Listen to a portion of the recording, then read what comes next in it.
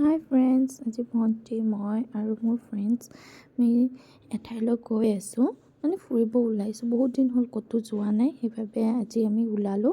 নতুনকৈ মহাবাহু Brahmaputra river heritage এখন opening হৈছে, তো ভাবিলোঁ তাতেই যাওঁ আমি।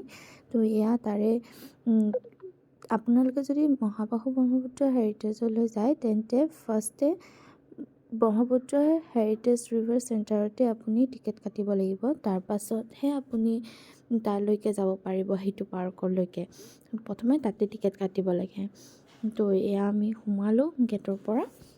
এনেকৈ গেটত চিকিউৰিটি দাদাকেইজন থাকে, তাতে আপোনাৰ টিকেট চাব। টিকেট লৈ আহিব, কিন্তু নহ'লে সোমাবলৈ নিদিব আকৌ।